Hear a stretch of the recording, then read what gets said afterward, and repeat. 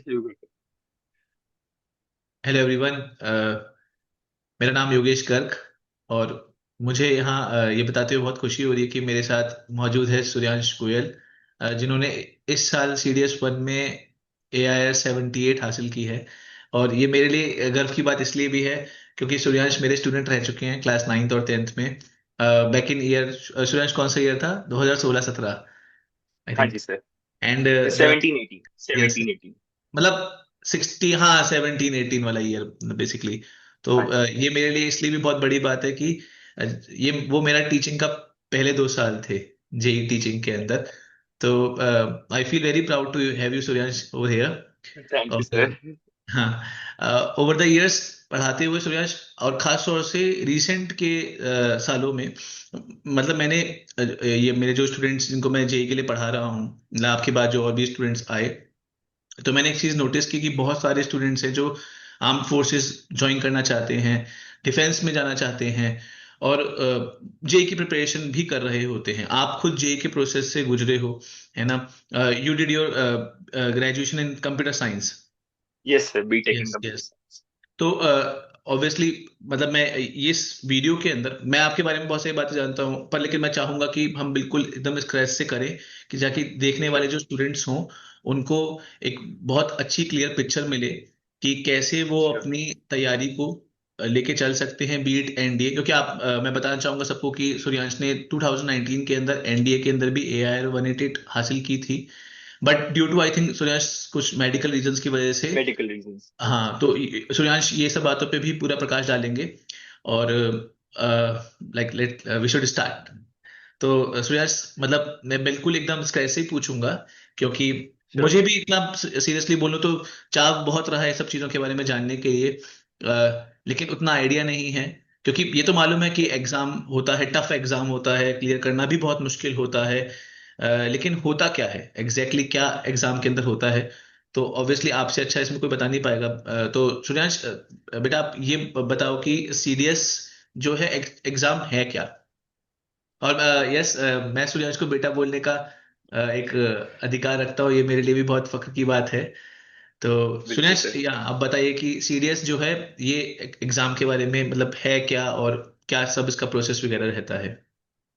Sure sir. So first of all, my name is Shreyansh Goyal.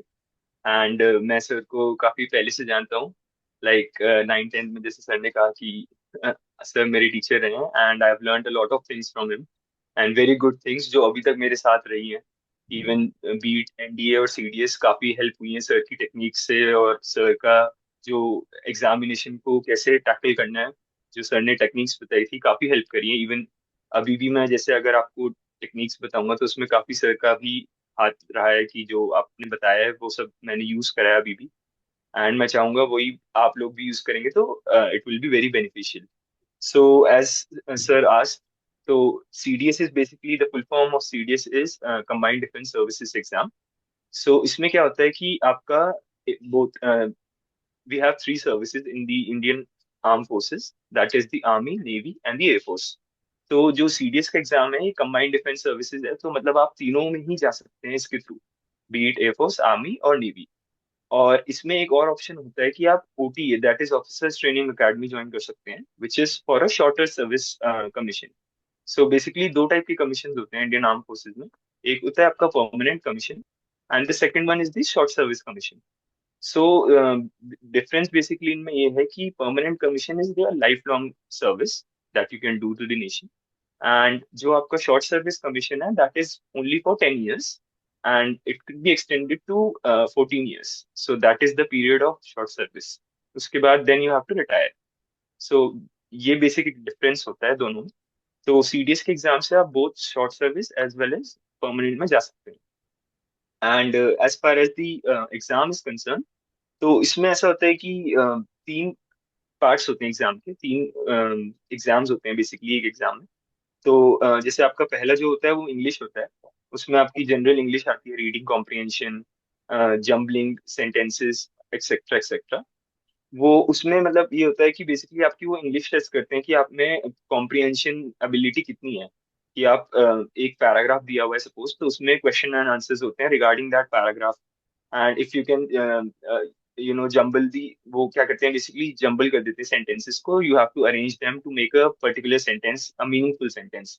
तो ऐसे ऐसे इंग्लिश के क्वेश्चंस होते हैं। Then the second part is the general studies. इसमें काफी डाइवर्स सिलेबस है इसमें, बिकॉज इसमें काफी सारे सब्जेक्ट्स आते हैं जो आपको पढ़ने रहते हैं।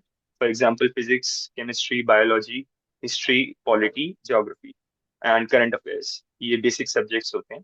इन सबको कंबाइन करके हमारा जनरल स्टडीज का पेपर बनता है।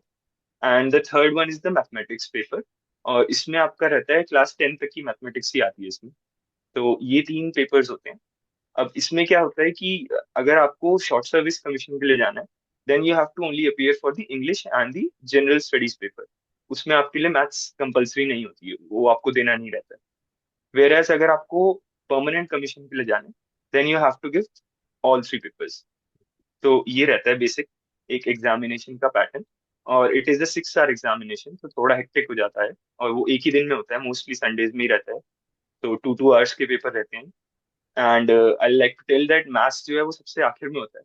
तो थोड़ा स्टेमिना बना के रखना पड़ता है, बिकॉज मैथ्स में थोड़ा ज्यादा दिमाग लगता है। अच्छा, तो ये back to maths back last में होता है। तीनों विदाउट एनी हाँ जी गैप? सर, ऐसे रहता है कि जैसे 2 आवर्स हो गया, देन आई थिंक 1 आवर का ब्रेक रहता है बीच में। मुझे बनाकर ब्रेक उसके रहता बाद है? फिर another 2 hours and then another 2 hours, right. ये तो और भी 9 घंटे का हो गया एग्जाम, मतलब नहीं, नौ नहीं, मतलब 8 घंटे, 8 आवर्स का एग्जाम हो गया। 8 आवर्स का, हाँ, टोटल 8। थोड़ा पहले भी जाना पड़ता है। तो हाँ। एग्जाम में जैसे आई थिंक वो 8:30 से स्टार्ट हुआ था exam, as far as I can remember. तो तो काफी ये लंबा एग्जाम एडवांस हुआ। के अराउंड टाइमिंग के पॉइंट ऑफ व्यू से, टाइम जितना हाँ जी, एग्जाम के अंदर देना होता है उस हिसाब से। Right right, I think JEE advance में भी 6 आवर्स है। 6 आवर्स प्लस 2 आवर्स का हाँ, ब्रेक होता है, आई थिंक तकरीबन प्लस डेढ़ 2 आवर्स का भी। हाँ। तो, तो बहुत राइट राइट, बहुत ज्यादा स्टेमिना। स्टैमिना काफी रहता है, हाँ जी सर। बस वो ये कि उसी की प्रैक्टिस आपको करनी रहेगी, स्टैमिना रहे, स्पेशली मैथ्स के पेपर तक।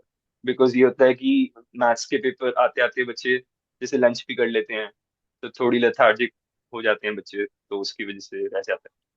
तो वो सब प्रैक्टिस, इसी में यही प्रैक्टिस करनी है कि हमें स्टैमिना बना के रखना है, माइंड को फ्रेश रखना है। तो वो सब रहेगा। सर मतलब बेसिक तो यही रहता है, बाकी लाइक इसमें ये रहता है 300 मार्क्स का पेपर होता है। एंड 300 मार्क्स में मतलब मैंने थोड़े से नोट्स बनाए थे, if I can share. So like for example I have already told कि IMA, IMA and your air force academy and navy के लिए आपको all three papers are compulsory. For short service commission, only English and GS is compulsory. Maths is not compulsory, and you don't have to give it.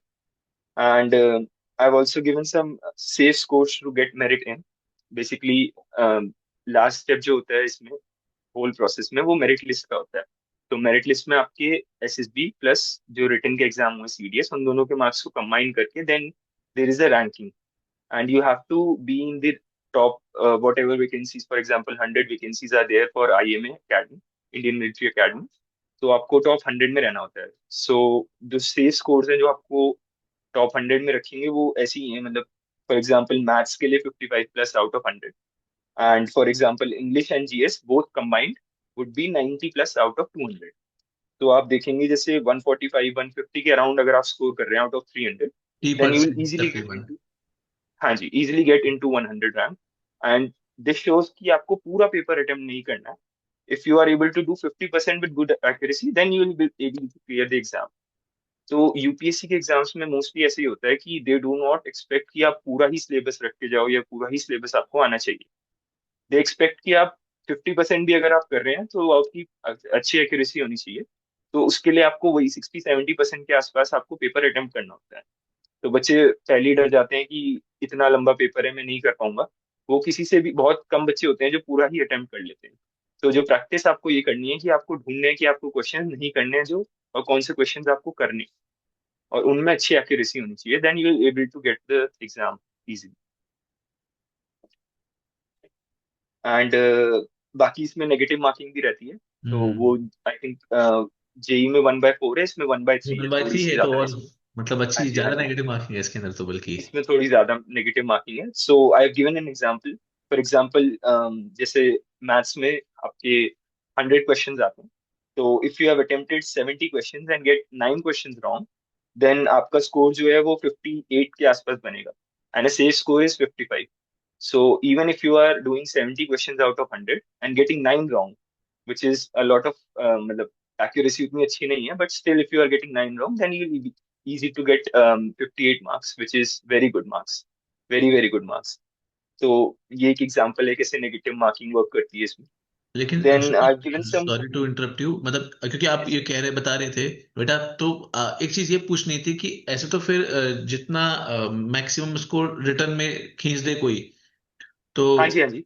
उसको तो benefit मिलेगा फिर, हाँ जी right? हाँ जी, बिल्कुल बिल्कुल सर, बिल्कुल सर, मतलब बिल्कुल सर. उसको एसएसबी और मतलब फिर मेडिकल में स्कोर जो होगा वो कम भी रहेगा तो भी चलेगा, या उसका भी कुछ मिनिमम आप मतलब है कुछ ऐसे जो आप बताओगे? सर ऐसा रहता है, मेडिकल का तो स्कोर नहीं होता है. Medical is all about you have to clear it. तो मेडिकल का कोई स्कोर नहीं होता है. जो स्कोर्स होते हैं that is only for SSB and the exam. तो क्या होता है कि एसएसबी में देयर इज अ कैप, कि मतलब जैसे जो एसएसबी ऑफिसर्स होते हैं दे यूजुअली गिव, मतलब एक कैप रहता है. सपोज 300 में से they give around maximum around 160 170, that is it. उससे ज्यादा वो देते ही नहीं है. मतलब I think the passing score is 125 if I am not wrong, 120 और 125 आउट ऑफ 300. एंड वो रेंज जाती है 125 से लेके 145 150 मैक्स. तो इससे ऊपर नहीं देते हैं वो लोग. तो वो वहां पर कैप हो गया एसएसबी का. Then it is up to you कि आप रिटर्न में कितने ला रहे हो. अगर आप सपोज 300 में से 200 ले आ रहे हो, then you will be in top 100, top 10 rankers. तो फिर वो आपके ऊपर है, आप कितना खींच सकते हैं मार्क्स इसमें. तो वो बेटर रहेगा जितना आप ला सकते हैं रिटर्न में. अच्छा, मतलब दैट वो इज ऐसा ऑब्वियसली नहीं है बेनिफिशियल. कि मतलब मैं सोचता कि रिटर्न में बहुत ज्यादा अच्छा लिया, एसएसबी में भी एक मिनिमम तो वो करना ही एसएसबी में पड़ेगा। सर बेसिकली एसएसबी में होता है if you are getting recommended then you will get at least 120 marks. तो ओके। वो आपके ऐड होंगे ऑलरेडी. हाँ जी. तो ओके, उसमें से फिर आपको देखना पड़ेगा कि कितने मार्क्स, क्योंकि वो हमारे ऊपर नहीं होता है वो तो एसएसबी में रिकमेंडेड कितने अगर मार्क्स हुए ही चाहिए. नहीं तो फिर तो फिर वो hmm cancelling null and void हो जाता है, वो पूरा पेपर ही नल एंड वर्ड हो गया. फिर you hmm, have to attempt after 6 months. तो this all this merit list and all is after you get recommend. Hmm. So ये रहता है. तो जितना अच्छा आप रिटर्न में स्कोर करेंगे that would be beneficial for you. But I am just giving you some safe scores कि आपके इतने प्लस आ जाते हैं. For example if you get 55 plus out of 100 then you will easily get into the top 100 ranks. बट आपकी कोशिश वही होनी चाहिए कि आप जितना ज्यादा से ज्यादा स्कोर. ये जस्ट एक माइलस्टोन है कि आप कम से कम इतना तो लाएं. तो आप इजिली मेरिट आउट नहीं होंगे बेसिकली. क्योंकि जैसे मैंने आपको बताया इसमें काफी सारे स्टेप्स होते हैं. जैसे यहाँ ऊपर स्टेप्स लिखे हुए हैं. First of all written exam होता है. Then we'll have the SSB interview which is a 5 day process. Basically उसमें बेसिकली आपका मनसा वाचा कर्मणा, which is what you speak, what you think and what you do.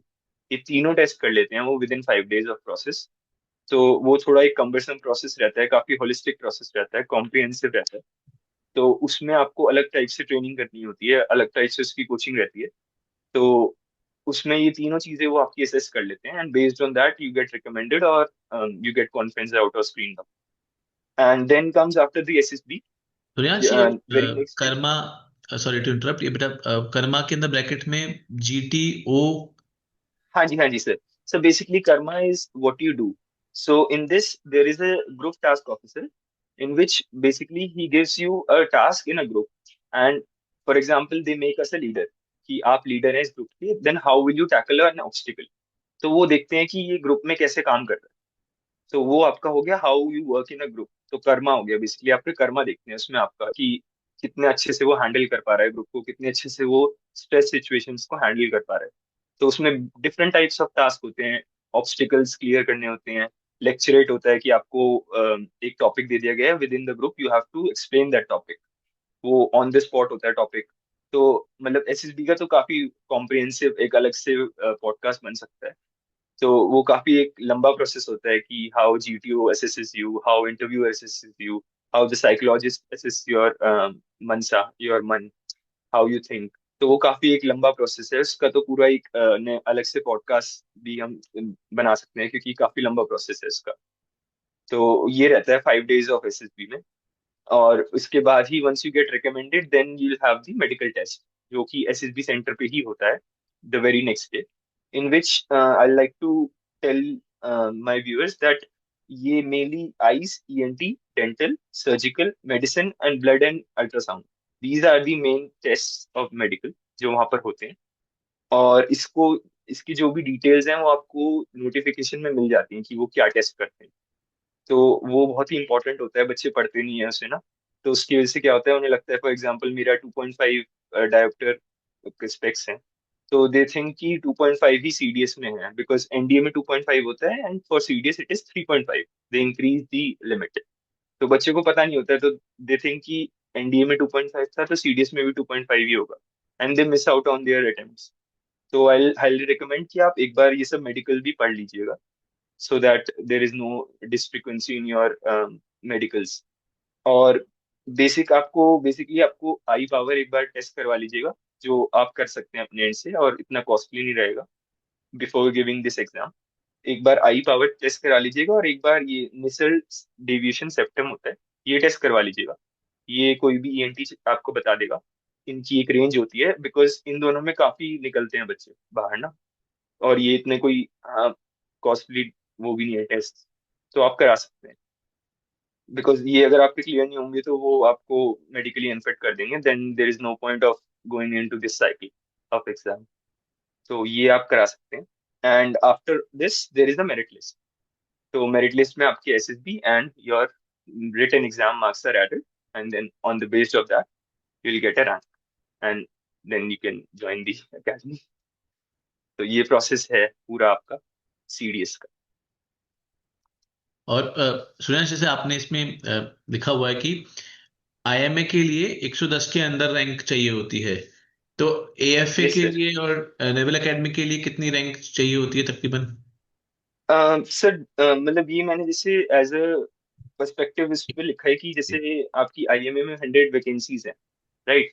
तो वो वैकेंसीज पे डिपेंड करता है। सपोज एएफए में आपकी आई थिंक 20 वैकेंसीज समथिंग होती है, तो you have to be within like 25 ranks, क्योंकि मोस्टली काफी बच्चे निकलते हैं इसमें से ना, मेडिकली आउट काफी हो जाते हैं। ओके। तो से score is like for example 100 है तो 110 तक आप एक्सपेक्ट कर सकते हैं। 10% students easily get medical out, क्योंकि नहीं, काफी जैसे थोड़ा अगर कम पसंद रहता है। जैसे कि यूपीएससी सीएससी के अंदर ये रहता है कि I think IFS most sort out होता है, फिर आईएएस, फिर आईपीएस, इस तरीके से। तो इसमें ऐसा होता है क्या कि यूपीएससी इसमें सीडीएस के अंदर की एएफए मोस्ट सॉर्ट आउट होता है, या फिर आईएमए मोस्ट सॉर्ट आउट होता है, या फिर नेवी मोस्ट सॉर्ट आउट होता है, ऐसे? तो रैंक्स का हाँ ऐसा जी कुछ सर। है क्या? सर एक्चुअली क्या होता है, डिपेंड करता है। If a person is medically fit for all the three forces, then they usually go for air force pilot, fighter pilot, because that is the most sought after in the अच्छा, तीनों के Indian medical defense forces। Requirements हाँ different जी है? हाँ जी, बहुत अलग होते हैं सर। स्पेशली एयरफोर्स का तो बहुत ही ज्यादा अलग होता है, and it is very difficult to clear it as well, because they check every inch of your body basically. तो that is the most difficult for the as far as the medical is concern for all the forces. सबसे ज्यादा difficult air force का रहता है। उसके बाद आपका navy का और आर्मी का ऑलमोस्ट सेम रहता है, बस थोड़ा आइस का फर्क रहता है। आइस का एक माइनर सा टेस्ट और होता है, then you are navy fit as well. तो बच्चे फिर बेसिकली वही देखते हैं कि अगर वो आर्मी फिट हैं तो वो आर्मी में जाते हैं, नहीं तो फिर वो नेवी में जाते हैं। But most of sort after जो है वो एयरफोर्स पायलट, फाइटर पायलट। तो उसकी सबसे ज्यादा रैंकिंग, उसके लिए सबसे ज्यादा मार्क्स चाहिए रहते हैं। मैंने मार्क्स भी लिखे हैं, if I may show you. These are for the CDS 2 2024, the cutoff marks of CDS written।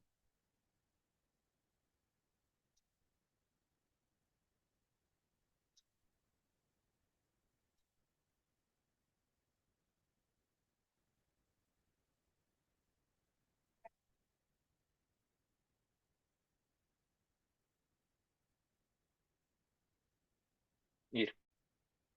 So as you can see, these are the actual cutoff marks for the CDS written exam। So if you can see that IMA के लिए जो last recommended candidate था, it was 117 out of 300। These are for Maths, English, and GS all combined. And then for OTA, that is Short Service Commission, that is 81 out of 200, because आपको English and GS ही देना है, Maths नहीं देना। And specially you can see AFA के लिए हमारा सबसे ज्यादा है, because it is most sought after. तो 126 है। And similarly 90 for the INA, Indian naval academy. And one more thing is there कि आपको AFA और बेसिकली एयरफोर्स और नेवी में जाने के लिए you have to be a BTech graduate. That is the condition in this. And for IMA, you have to have in 10 plus 2, you have to have physics and maths to okay. be eligible for IMA. हाँ जी। ये basically eligibility criterias में mentioned होते हैं ये सारी चीजें। तो basically मैं यही कहूंगा, आप नोटिफिकेशन डिटेल में पढ़ लीजिएगा before giving the exam. First of all read the notification in very detail, तो उससे आपको सारी बातें पता लग जाएंगी, ये सब लिखा रहता है उसमें। और ये जो कट ऑफ्स मैं दिखा रहा हूँ, दीज आर कट ऑफ्स, तो इनके बेसिस पे आप ये मत सोचिएगा कि 117 ले आएंगे तो it will good for us, क्योंकि हम्म। इसमें मेरिट आउट भी होते हैं। This is just for the last recommended candidate. तो हम्म। जैसे इस साल मेरे बैच में ये हुआ है, सपोज 100 वैकेंसीज हैं, तो जो total number of recommended candidates हैं, दे आर अराउंड 226। हाँ तो फिर तो हम्म। हाँ जी, हाँ जी। So this is the marks for the last recommended candidate, जो 226 पे है उसके मार्क्स रहेंगे। तो you have to score much more than this. Hmm. तो ये ऐसे रहता है। एंड सो और यही है बेसिक, एक बाकी आप नोटिफिकेशन। सॉरी, हाँ जी, ये हाँ भी जी। यहाँ बताने वाली बात है कि क्योंकि मैंने ये तो बताया कि सूर्यांश ने 78 रैंक हासिल की है, लेकिन ये भी बताने वाली बात है कि Suryansh will be joining IMA in January. January 8, 8 January will be yes joining, sir, coming yes 8 January. Sir, yes sir, great yes sir. Great. So sir मतलब मेरा तो ये था कि I always wanted to join the Indian army, तो I was very clear कि आईए में ही जाना है। तो मैंने बाकी एयरफोर्स और नेवी के लिए फिर मतलब अप्लाई की, मैंने भरा था, but I didn't want to join that. So मेरा शुरू से ही फोकस आर्मी में ही था। I wanted to go to the Indian military academy. हाँ जी सर, बाकी तो सर बेसिक्स यही हैं सारे जो एग्जाम के हैं। बाकी नोटिफिकेशन आप पढ़ेंगे तो उसमें और डिटेल में रहेगा कि आपकी एज एलिजिबिलिटी क्या रहेगी और एजुकेशन क्वालिफिकेशन क्या रहेंगी, वो सब रिटर्न, इवन सिलेबस भी रहता है उसमें। तो आप सिलेबस वगैरह सब नोटिफिकेशन में देख सकते हैं, बिकॉज थोड़ा थोड़ा चेंज कभी कभार हो जाता है। तो do read the notifications thoroughly. ठीक है। तो सूर्यांश, हम बात कर रहे थे, आपने पूरा बताया सीडीएस का प्रोसेस क्या रहता है रिटर्न एग्जामिनेशन के अंदर, सब्जेक्ट्स के बारे में, कट ऑफ के बारे में, और ये भी चीज कि कट ऑफ को हम ये नहीं मान सकते हैं कि भाई उतना स्कोर कर ले, क्योंकि recommended candidates are much more than, much like more than. More than twice the total sir वो वेरी करता है, डिपेंड ऑन कितने रिकमेंड हो रहे हैं, but it is more than the vacancies, that is for sure. Okay. So you have to get into the top 100 to get into the academy. You wish to मतलब बेसिकली ये होता है कि, हाँ जी सर। आप कुछ शेयर कर रहे थे इस मतलब स्क्रीन के थ्रू? नहीं सर, बस यही था, ओके ओके। बाकी तो। हाँ जी, हाँ जी। अच्छा, सिलेबस आपने इसमें स्क्रीन में शो किया हुआ है आपके नोट्स में अ, कि 10th की हाँ जी मैथ्स सर, ये रहती है? Basic, right right, basic syllabus है। मतलब ये पूरा सिलेबस नहीं है, it is just basic okay syllabus की ओके। क्या क्या रहता है थोड़ा थोड़ा। हाँ जी, हाँ जी। बेसिकली अच्छा, आई से 11th यू 12th हैव की टू मैथ्स कट। का कोई मतलब नहीं है ना, सीरियसली? नहीं नहीं नहीं sir, that is only for ND. That is why एक सेइंग है कि एनडी का पेपर मुश्किल रहता है और सीडीएस की एसएस भी मुश्किल रहती है। So this is a saying in defence, वो ग्रुप्स रहते हैं कि एनडीए का पेपर काफी मुश्किल है because of 11th 12th maths. उसकी SSB it is much more easier because they do not expect कि बच्चे का सब कुछ परफेक्ट हो, because he is just a 12th pass student. तो दैट इज वाई इसमें सीडीएस में एसएसबी में ये मच मोर एक्सपेक्ट करते हैं आपसे कि आपका एटिकेट अच्छा होना चाहिए, मैच्योर होने चाहिए, नॉलेज आपकी काफी अच्छी होनी चाहिए, you must be well read about current affairs and all. तो वो सब एक्सपेक्ट करते हैं वो लोग। So that is why it is said कि इसकी एसएस भी काफी मुश्किल रहती है, सीटीएस की। हाँ जी।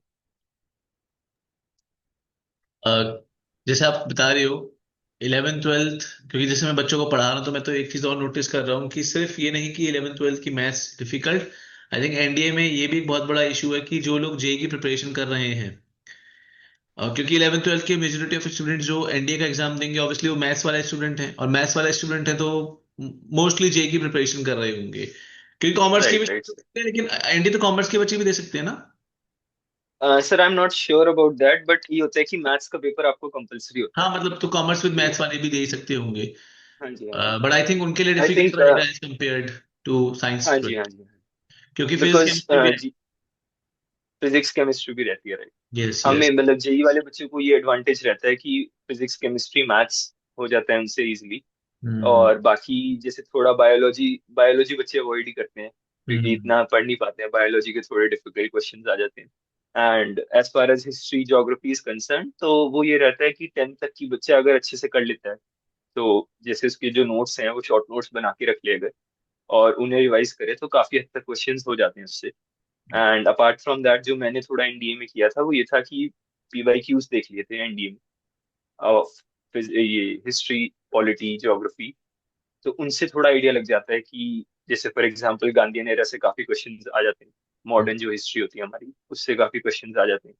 तो वो थोड़ा एक आइडिया लग गया था, और काफी रिपीट भी हो जाते हैं कभी कभार। तो वो सब रहता है। बाकी करंट अफेयर्स भी बहुत एडवांस नहीं आते हैं, but you still have to have gist of headlines and all. तो वो एक बार थोड़ा सा पढ़ लेते हैं बच्चे तो वो सही रहेगा उनके लिए। बहुत डिटेल में नहीं आएगा current affairs for NDA, but at least आपको हेडलाइंस में पता होना चाहिए कि क्या हो रहा है। तो उससे जैसे for example who is the vice president of India, ये थोड़ा मतलब बच्चे को पता नहीं, प्रेसिडेंट पता होता है बट वाइस प्रेसिडेंट थोड़ा नहीं पता होता है। और बस ये इतनी कोई बहुत बड़ी बात नहीं है ये, अगर आप हेडलाइन भी पढ़ेंगे कि so and so person became the vice president of India, then you will be easy to crack that question. तो आपको पूरी न्यूज पढ़ने की जरूरत नहीं है, अगर आप जस्ट हेडलाइंस भी पढ़ेंगे न्यूज़पेपर में या ऐप पर, तो you will get through this. तो मैंने तो यही किया था क्योंकि इतना टाइम होता नहीं है हमारे पास कि हम 12th में सिलेबस भी देखें और हिस्ट्री भी पढ़ें। तो इसलिए बेटर वही होता है कि आप सिलेक्टिव अप्रोच यूज करें, पीवाईक्यूज देखें, उन्हें उन्हें सॉल्व करने की कोशिश करें। और बाकी जो आपके 10th के नोट्स हो सकते हैं, शॉर्ट नोट्स बनाए हुए हों आपने बोर्ड्स के लिए, तो वो थोड़ा रिवाइज कर सकते हैं। That is a good strategy for me, मतलब जो मैंने यूज करी थी यही था। बाकी फोकस मेनली फिजिक्स केमिस्ट्री पर रखें, बिकॉज उसकी सेक्शनल कट ऑफ होती है, तो you can easily clear with physics chemistry and current affairs. If you are good at current affairs तो वो उससे हो जाती है काफी हद तक क्लियर। बाकी ये होता है कि हिस्ट्री ज्योग्राफी जैसे हमने 9th 10th में भी पढ़ी है, तो काफी क्वेश्चन उससे भी आ जाते हैं। तो आप इजीली वो भी क्रैक कर सकते हैं, इतना बहुत डिफिकल्ट नहीं होता है। तो बट ये उसके लिए ये है कि आपके फिजिक्स और केमिस्ट्री के क्वेश्चन सारे राइट होने चाहिए, क्योंकि वो बहुत डिफिकल्ट नहीं आते हैं, वो आप आराम से, मतलब अगर आप जेई की प्रिपरेशन कर रहे हैं स्पेशली, तो you will easily do it. तो बहुत मुश्किल नहीं है वो। लेकिन सूर्यांश, जो फिजिक्स केमिस्ट्री के क्वेश्चन आते हैं, तो अ, वो आज जैसे आप बता रहे हो और जैसे मैंने भी स्टूडेंट्स को पढ़ाते हुए नोटिस किया है, वो तो 9th 10th की फिजिक्स केमिस्ट्री के आते हैं। हाँ जी सर, मतलब कभी कभार, मतलब आई एम नॉट श्योर एनडीए में 11th 12th के आते हैं नहीं, आई थिंक नहीं आते हैं, as far as I remember. वो शायद 9th 10th के ही रहते हैं। Yes yes. But I am not very sure क्योंकि काफी टाइम हो गया। तो बट उसमें ये रहता है कि जो भी रहता है वो एनसीईआरटी से रहता है। जैसे जेई एडवांस, जेई मेंस के लेवल के नहीं रहते हैं, एनसीईआरटी लेवल के ही रहते हैं। तो बहुत ज्यादा एडवांस क्वेश्चंस नहीं आएंगे आपको। तो आप इजीली, अगर आपके बेसिक्स भी क्लियर हैं सबके, इवन 11th 12th के भी आप एनसीईआरटी अगर लगा लेते हैं, तो you will be able to crack it. बहुत एडवांस नहीं आएंगे। एडवांस थोड़ा हो सकता है मैथ्स वाला पोर्शन आ जाए 11th 12th का, वो थोड़ा हम्म कम्बरसम हो जाता है एनडीए में। बट बाकी physics chemistry I don't think बहुत ज्यादा परेशान करनी चाहिए, अगर आपके 12th 11th बेसिक्स क्लियर है। लेकिन सुरेश, ये तो है ना कि जो आप कह रहे हो, ये आई थिंक एनडीए की ज्यादा सही तैयारी वो कर सकता है जो क्लास 9th 10th से भी थोड़ा अवेयर हो, एकदम हाँ शो जी, हाँ जी, बिल्कुल। 11th में। उसके लिए तो ये चीज डिफिकल्ट हो जाएगी नहीं? डिफिकल्ट कह सकते हैं, क्योंकि जैसे मेरा मेरा क्या था कि मुझे थोड़ा इंटरेस्ट था हिस्ट्री में, यस इकोनॉमिक्स में, यस यस। इकोनॉमिक्स भी आ जाती है। तो I was more incline towards the social science subject, जैसे बोलते हैं, यू एसएसपी प्रिपेयर बोलते फॉर हैं NTSC 11th। Also, I know. Yes sir, yes sir, आप यस लोगों को पढ़ाया सर। तो आई नो। तो राइट, राइट। तो सर थोड़ा उसमें भी इंटरेस्ट था मेरा, कि मतलब जैसे मुझे खुद भी पसंद है इकोनॉमिक्स वगैरह के बारे में पढ़ना। सो वो एक प्लस पॉइंट हो गया था। That's why maybe I don't think कि मुझे ज्यादा करना पड़ा उस चीज को लेकर, हिस्ट्री एंड ऑल। तो वो थोड़ा डिफिकल्ट है, आई नो। बट आप ये कर सकते हैं कि पीवाईक्यूज देख सकते हैं। पीवाईक्यूज में आपको थोड़ा पता लग जाएगा, फॉर एग्जांपल मॉडर्न हिस्ट्री है, या फिर जैसे फॉर एग्जांपल गांधीयन मूवमेंट है, गांधीयन मूवमेंट्स के बारे में क्वेश्चन आ जाते हैं काफी हद तक। तो आप वो स्पेसिफिक पार्ट पढ़ के चले जाइए, उसमें हो सकता है आपके क्वेश्चंस निकल जाए। तो आप स्पेसिफिक अप्रोच भी यूज कर सकते हैं। बाकी थोड़ा तो सर फाइट करनी पड़ेगी if you are willing to join the Indian army and all, तो थोड़ा फाइट तो लगेगी। तो इट इज लाइक दैट ना कि जो जो जेई की प्रिपरेशन कर रहा है, तो उसके लिए तो ये थोड़ा ऐसा हो गया ना कि मतलब वो करंट अफेयर्स के बारे में जैसे आप जो कह रहे हो, या हिस्ट्री हाँ के जी। बारे में आपको इंटरेस्ट था, या जिसको इंटरेस्ट है, या जिसको थोड़ी बहुत अवेयरनेस है, उसके लिए एक अलग कहानी हो गई। लेकिन जो स्टूडेंट वैसा है कि अच्छा, एक और चीज है ना, 11th के अंदर कोई अगर एनडीए दे रहा है तो सिलेबस तब भी सेम रहेगा, मतलब एनडीए का एग्जाम तो सेम रहेगा ना 11th 12th के बच्चों के लिए। नहीं नहीं सर, सिर्फ आप ट्वेल्थ में दे सकते हैं अच्छा हाँ, सॉरी, जो 12th। एनडीए। 2 बार 12th में ना। ट्वेल्थ में भी जो एनडीए 2 रहेगा, which is around I think सितंबर में होता सितंबर। है, सितंबर। हाँ जी हाँ जी, सितंबर एंड में होता है, तो आप सिर्फ उसी के लिए एलिजिबल होते हैं। अप्रैल वाला भी तो। बिकॉज इसकी सर नहीं, अप्रैल वाले में बच्चे मोस्टली नहीं देते हैं, बट उसमें एलिजिबल हो जाओगे आप, कुछ वो भी है।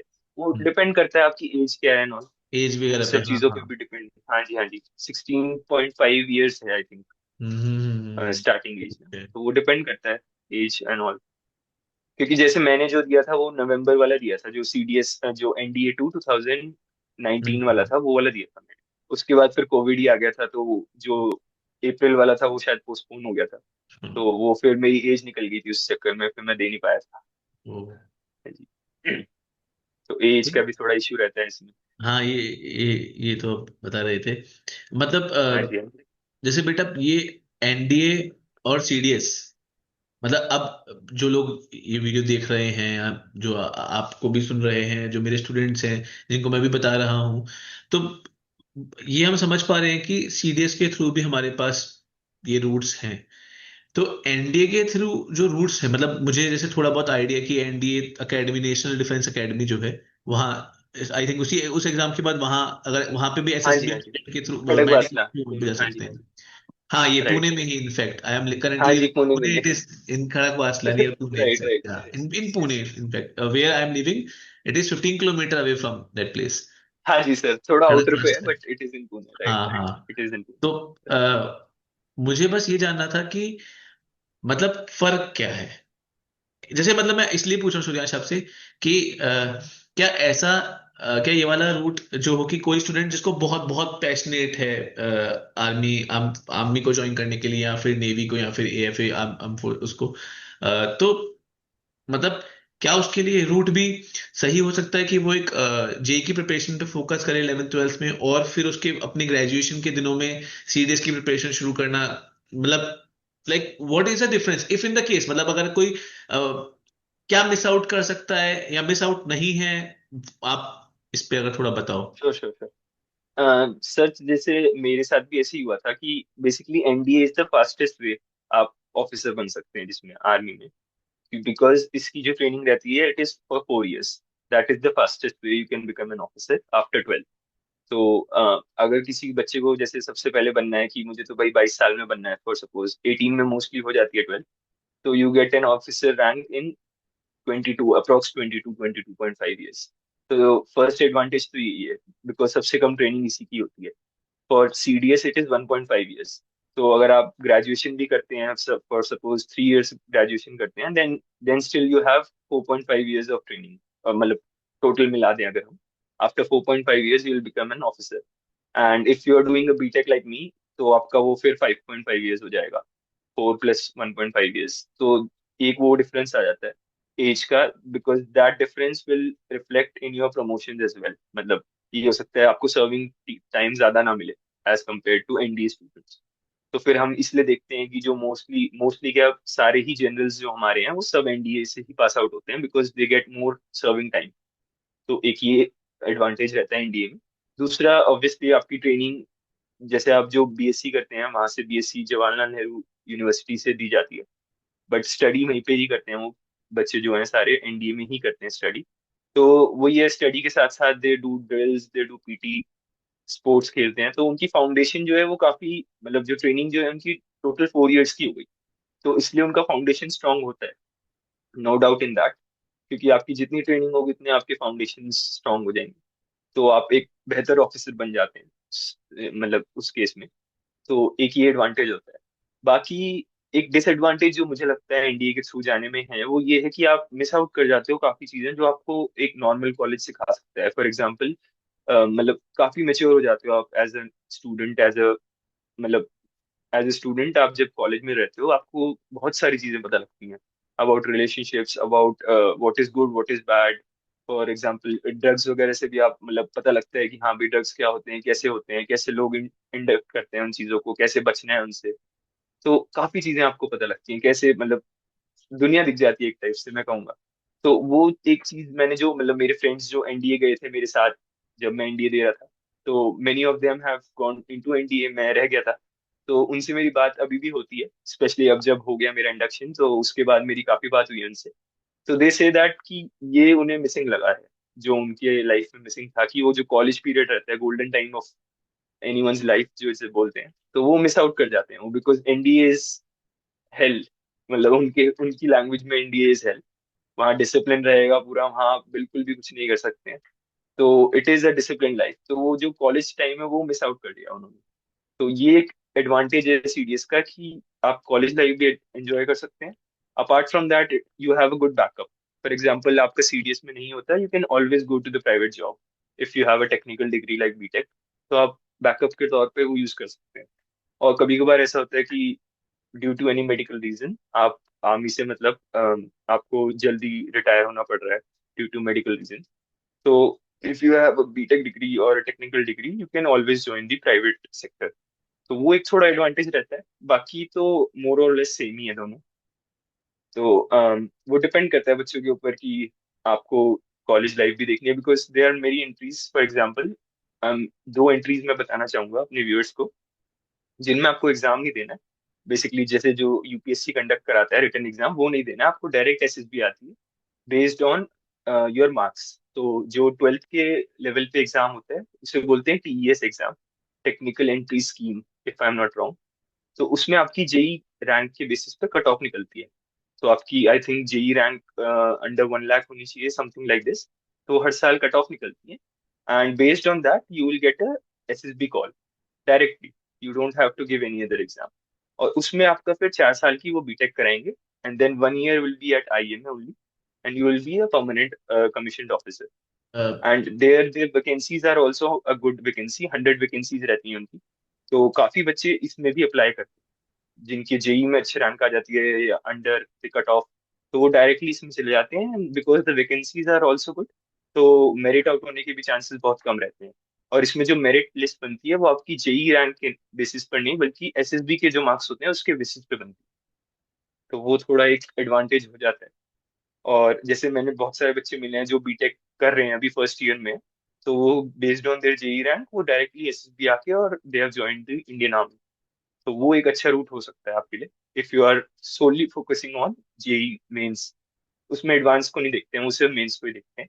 एंड स्पेशली मतलब ये उनके लिए अच्छा है जो मतलब जैसे एनडीए की नहीं तैयारी करना चाह रहे हैं, नहीं कर पा रहे हैं बिकॉज ऑफ हिस्ट्री, क्योंकि वैकेंसीज काफी ज्यादा है स्पेशली। और ऐसा ही सेम रूट एक ग्रेजुएशन के बाद भी होता है, that is the technical graduation course, something like this.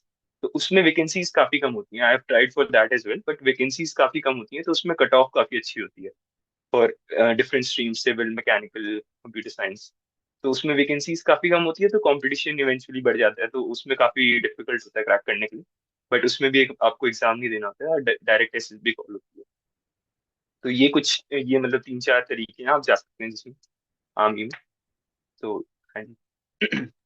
अब सूर्यांश, जो आप टीईएस का बता रहे हो, टेक्निकल एंट्री स्कीम का, तो हाँ जी हाँ जी। मुझे ये जानना था बेटा कि अब अगर हम आप बता रहे हो कि 1 लाख के अंदर जेई मेंस में तकरीबन लाइक मतलब तकरीबन क्वालिफाइंग करने वाली बात, तो क्या वो मतलब वो कट ऑफ है, उसके ऊपर भी कुछ कट ऑफ है, मतलब कि ऐसा कि 50,000 के अंदर रैंक होनी चाहिए, 20,000 में, ऐसा कुछ?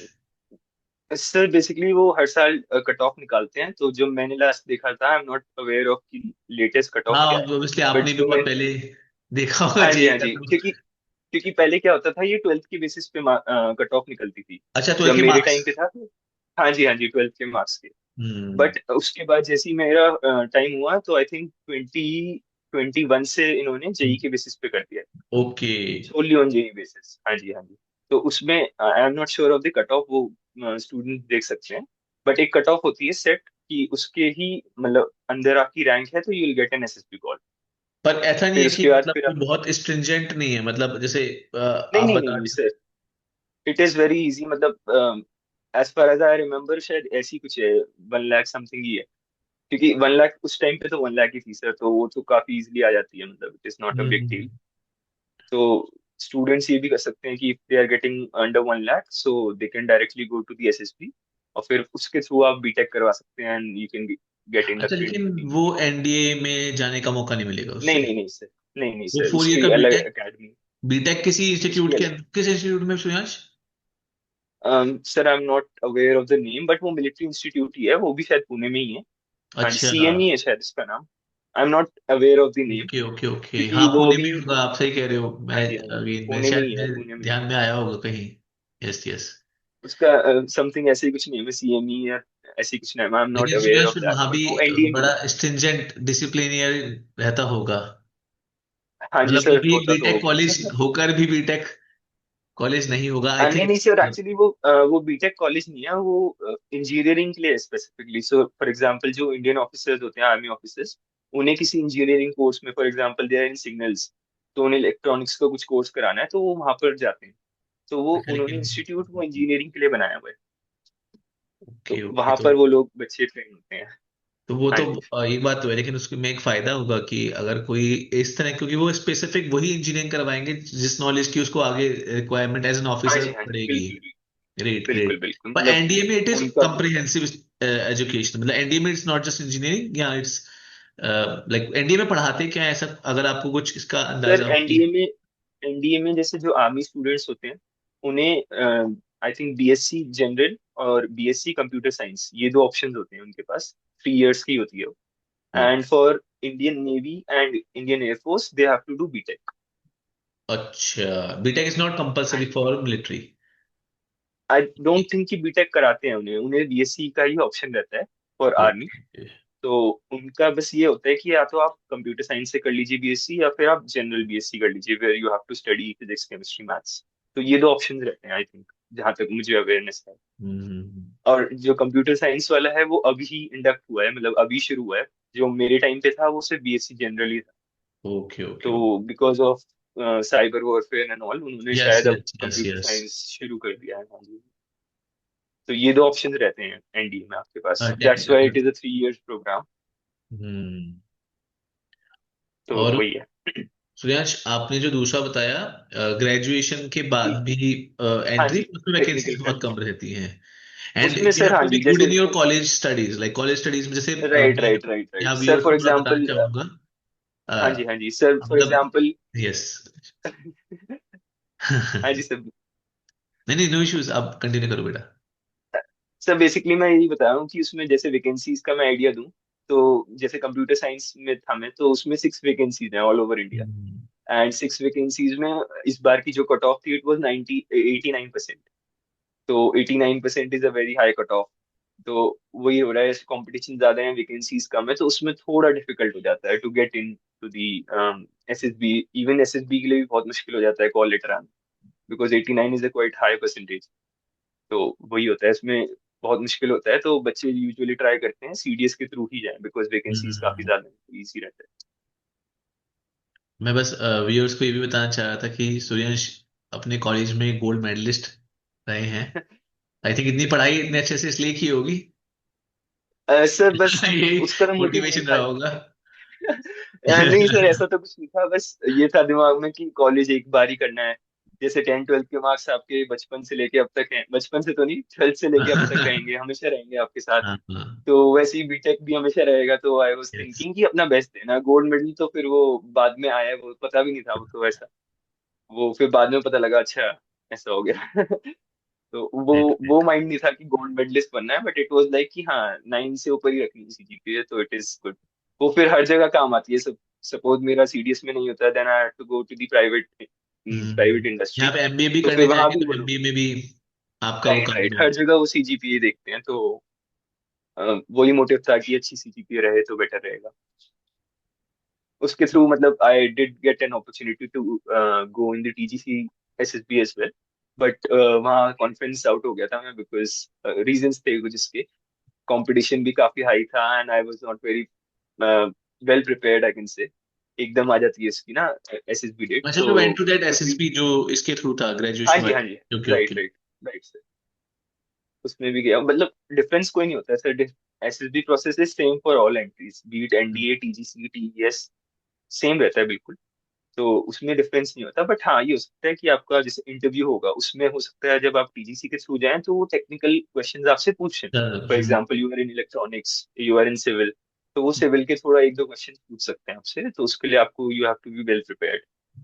तो वो ओके होता है, बाकी इतना कोई, बाकी जो प्रोसेस है वो एग्जैक्टली सेम रहता है। Okay okay okay. हाँ जी। और सुरेश, आप मुझे बता रहे थे, हमारी शायद इस बारे में बात हो रही थी कि जो आपका टाइम का एनडीए था, like you scored good in NDA, but there was some medical issues which, लोग जो आप चाह रहे थे इस पे कि स्टूडेंट्स अवेयर भी रहे, वो क्या था?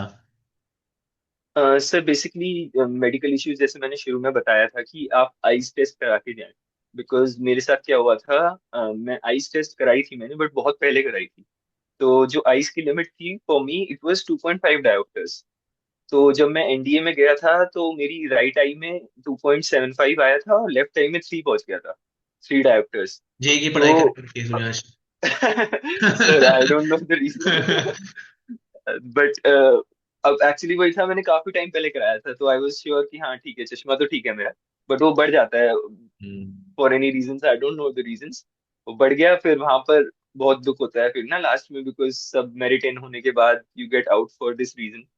तो इसलिए मैं कह रहा हूँ कि आप शुरू में ही करा लीजिए, सो दैट यू नो कि आप मेडिकली एटलीस्ट, बहुत ज्यादा नहीं, बस आप ईएनटी का जो मैंने आपको शुरू में बताया, nasal septum hmm. Deviation and this eyes, ये भी आप एक बार जो आपको नोटिफिकेशन आता है उसमें आप देख लीजिएगा क्या रहता है उसका, मेडिकल का लिमिट्स क्या रहती हैं। वो आप करा लेंगे तो एटलीस्ट बेसिक आपको पता रहेगा कि आई एम गुड टू गो।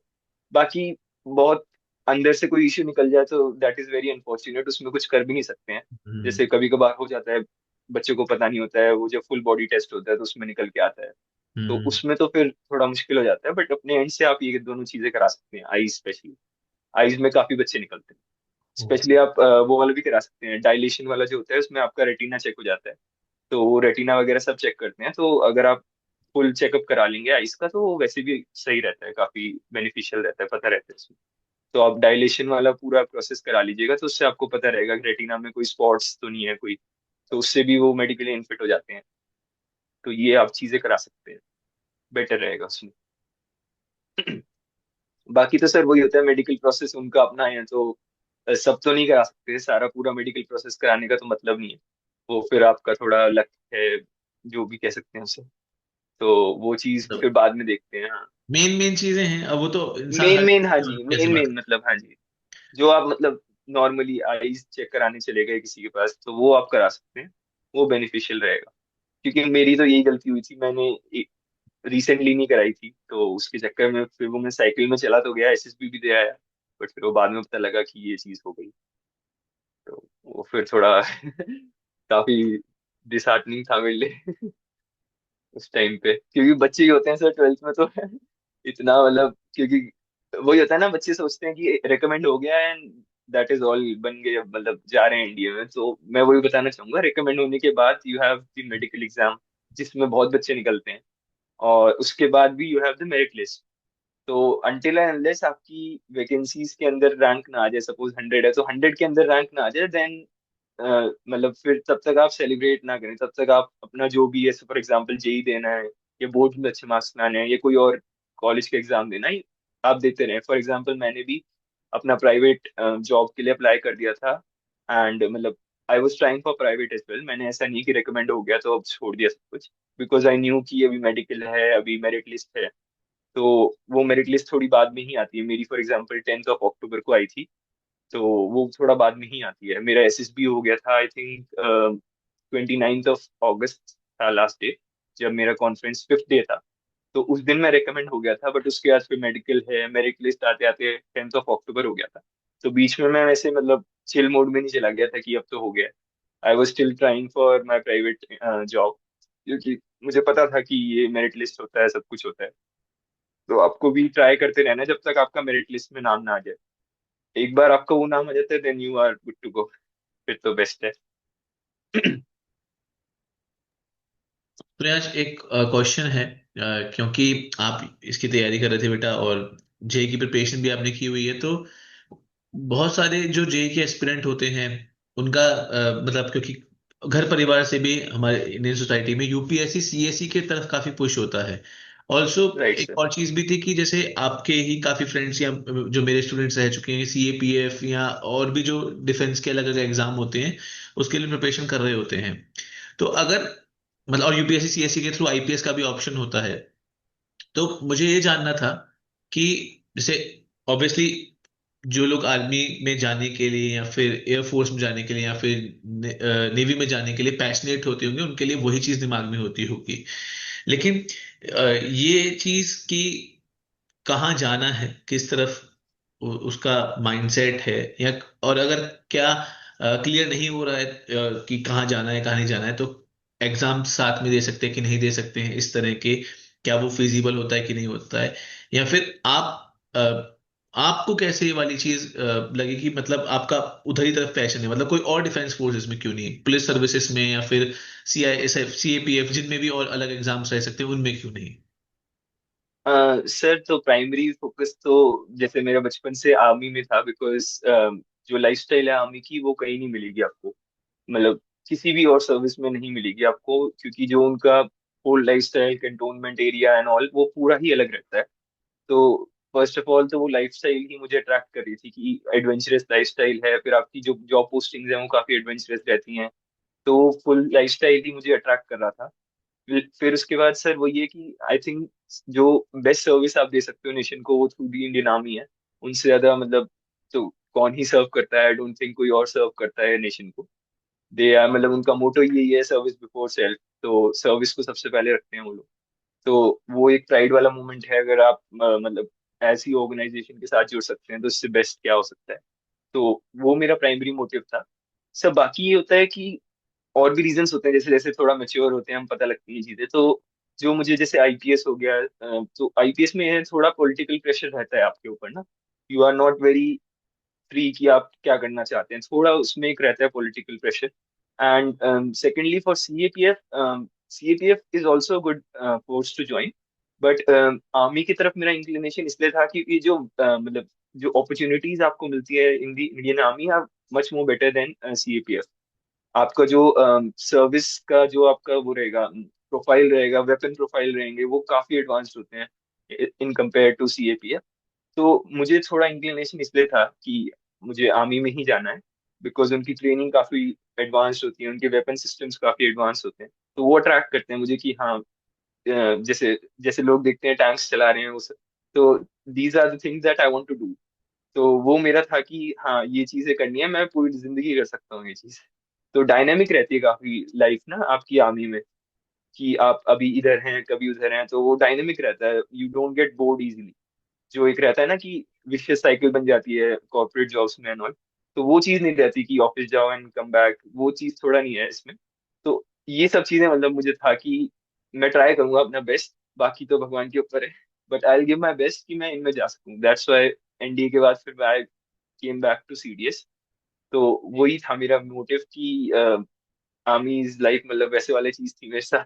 तो बाकी मैंने ज्यादा फोकस किया नहीं, ऑल्दो आई वुड से कि अगर आपको स्टार्ट करना है फॉर सीडीएस, तो आई विल से कि आप सीएससी का जो एग्जाम होता है उसका सिलेबस आप मतलब प्रिपेयर कर सकते हैं, बिकॉज उसका सिलेबस काफी कॉम्प्रिहेंसिव होता है। तो अगर आप उसका सिलेबस कवर कर लेते हैं तो आप सीएपीएफ भी दे सकते हैं, और सीडीएस का भी आपका हो जाएगा। क्योंकि मैथ्स आपको 10th लेवल की आती है, वो आप सबने करी हुई होगी, क्योंकि 10th तक तो मैथ्स कंपलसरी होता ही है।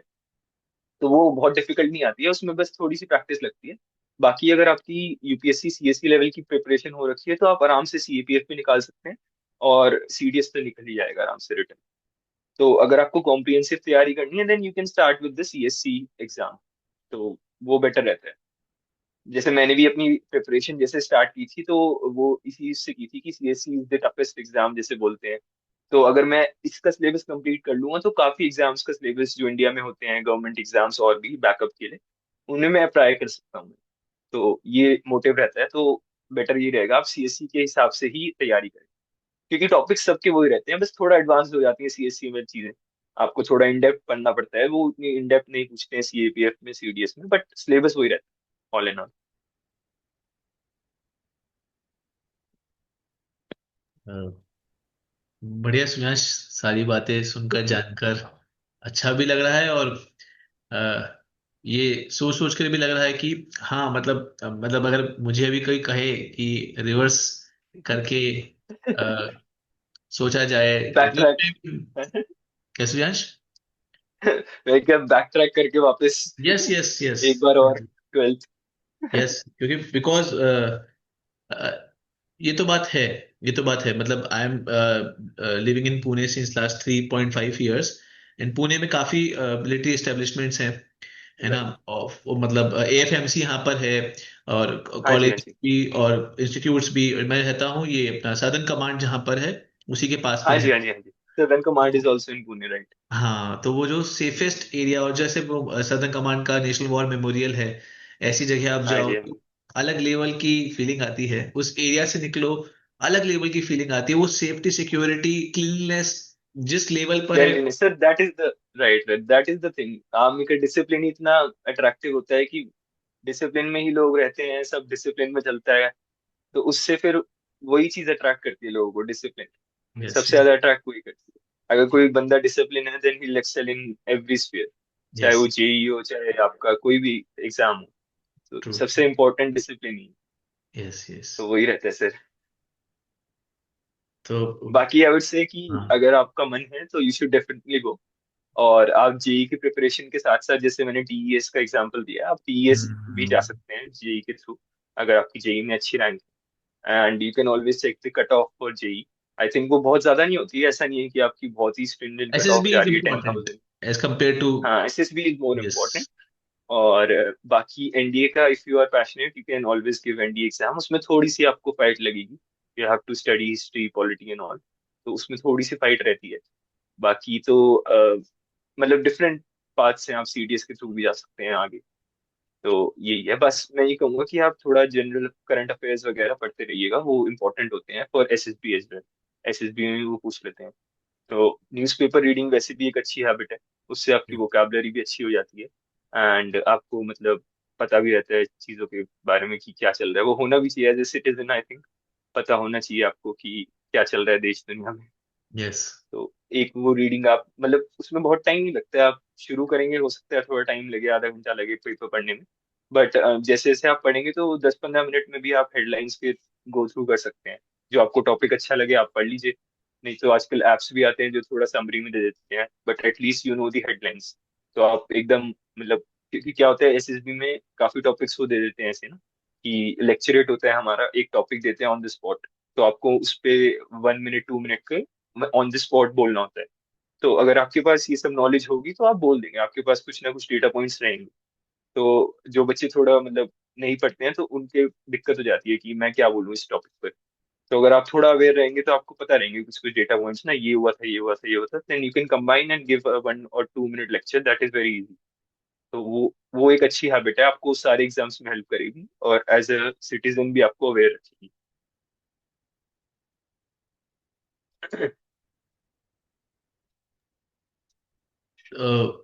सुरेश, ये बहुत ही अच्छा इंफॉर्मेटिव पूरा अपना सेशन रहा। मतलब आपने बहुत अच्छे से बेटा गाइड किया है, और ऑब्वियसली मतलब ये बोल बोल कर मैं थक नहीं सकता हूँ कि लाइक ऑब्वियसली आपके पेरेंट्स, आपकी फैमिली ऑब्वियसली सबसे प्राउड तो वही होंगे, लेकिन मैंने जैसा हाँ आपको एक जी दिन सर। कहा भी था कि जो आपको शायद जानता भी होगा वो भी प्राउड हो रहा होगा। तो मैं तो आपको पढ़ा चुका हूँ क्लास 9 सर 10th में तो। सबसे सबसे ज्यादा तो मतलब I would like to thank my parents की, मतलब उन्होंने सपोर्ट करा है, ट्रू क्योंकि ट्रू। हर कोई अपने बच्चे को ऐसे आर्मी में नहीं भेजता है, वो डरते हैं कि हमारा बच्चा जाएगा। I am the only son. तो मतलब बहुत I am very thankful and grateful कि भाई my parents are so supportive, क्योंकि सबका इतना बड़ा दिल नहीं होता है कि वो आर्मी में भेजते हैं। ऑल्दो दे आर अभी भी थोड़ा मतलब उन्हें है कि डर लग रहा है, but they are fine, they are happy with me and they are happy to give me to the nation. तो मैं उनके लिए मतलब बहुत ग्रेटफुल हूँ भगवान को कि उन्होंने ऐसे पेरेंट्स दिए मुझे। काफी अच्छा लगता है, मतलब बहुत कम देखे हैं मैंने पेरेंट्स काफी मना कर देते हैं कि नहीं नहीं तुम आर्मी क्यों दे रहे हो, काफी बच्चों का सपना होता है, बट उनके पेरेंट्स थोड़ा मना कर देते हैं उन्हें, तो they have to give it up for them. तो उस मामले में काफी लकी हूँ। सूर्यांश, आपके तो ऐसा नहीं है ना कि फादर आर्मी बैकग्राउंड के हैं या फिर? नहीं नहीं सर, को इवन एक मोटिवेशन मेरा ये भी था कि जैसे एसएसबी में मुझसे एक पूछा ही होता है, सबने पूछते हैं कि आप क्यों ज्वाइन करना चाहते हो आर्मी। तो मतलब सब बोलते हैं देशभक्ति एंड ऑल, ये तो सब है ही रीजन सबके लिए, ये तो होता ही है कि लाइफस्टाइल, देशभक्ति, सर्विंग एटीट्यूड, ये सब का होता है, ये कॉमन पॉइंट्स होते हैं। तो they look for something else कि ये तो है, ठीक है, आई नो कि आप इतनी दूर एसएसबी देने आए हो, ये सब है आपके अंदर, दैट इज आई नो, कुछ एक स्पेशल एक्स फैक्टर बताओ आप कि क्यों आपको आना है। तो मेरा जवाब ये होता था कि सर मैं जिस कम्युनिटी से आता हूँ वहां पर आपको बहुत ही कम दिखेंगे। मतलब आर्मी में तो बहुत ही, you will get IPS, but army में बहुत कम दिखेंगे आपको। तो मेरा यही सोल मोटिवेशन था कि मेरी तो मतलब ब्लड लाइन में कोई नहीं है, I am as far as I know, mummy की साइड में भी एंड पापा की साइड में भी कोई नहीं है आर्मी में। तो I wanted to be the first army officer of my family, जिससे कि मैं आगे इंस्पिरेशन दे सकूं अपने जो भी अपकमिंग जनरेशन होंगी कि हाँ भाई कोई था इंडियन आर्मी में भी। Yes, I want to be the first one. वो भी काफी मोटिवेट करा है मुझे उस चीज में। सूर्यांश, एक चीज थी जो मैं आपसे इस पूरी कन्वर्सेशन में पूछना भूल ही गया था, क्योंकि ऑब्वियसली हाँ जी सर। क्वेश्चंस मतलब पढ़ सब रहे हैं, तैयारी सब कर रहे हैं। इनफैक्ट मैं आपको बताऊं सूर्यवंश, मतलब कि जैसे मैं अभी यहाँ पुणे में एक इंस्टीट्यूट में पढ़ा रहा हूँ, तो वहाँ बच्चों, मतलब मेरे स्टूडेंट्स हैं, अच्छे स्टूडेंट्स हैं जो पढ़ने वाले स्टूडेंट थे, पर उनमें से जैसे कुछ लोगों ने जो एनडी के लिए बहुत पैशनेट भी थे, इनफैक्ट जिनके तो आम, आप जैसे बता रहे हो, आप लाइक आपको कोई बैकग्राउंड नहीं है आर्मी का, जो आम बैकग्राउंड के, जिनके फादर उसमें काम कर रहे हैं, सब कुछ है, एनडीए क्लियर नहीं हुआ, और सिर्फ हम्म। एक बच्चे का एनडीए क्लियर हुआ।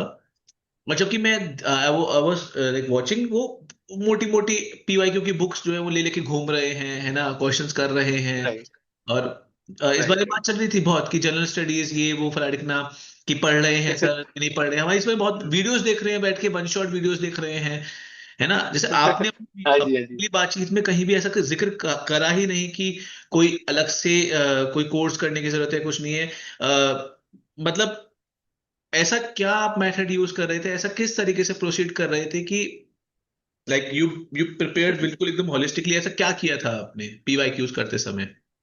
हाँ जी सर, तो मतलब मैं ये कहना चाहूंगा कि एनडीए के एग्जाम के लिए एज सच आपको कोचिंग की इतनी रिक्वायरमेंट नहीं है if you are specially preparing for JEE जी। मेंस एंड एडवांस, क्योंकि मैथ्स पोर्शन आपका हो जाता है एंड हम्म। इंग्लिश और जो जनरल स्टडीज है वो आप पीवाईक्यूज से ही आराम से कर सकते हैं। तो जी। बस तरीका थोड़ा पीवाईक्यूज का ये है कि आप जैसे आपने बताया मोटी मोटी बुक्स होती हैं, आप 10 साल 15 साल की पीवाईक्यूज होते हैं हम्म। उसमें, तो वो देख के ही मन नहीं करता करने का बुक का ना, कि इतनी मोटी कौन करेगा।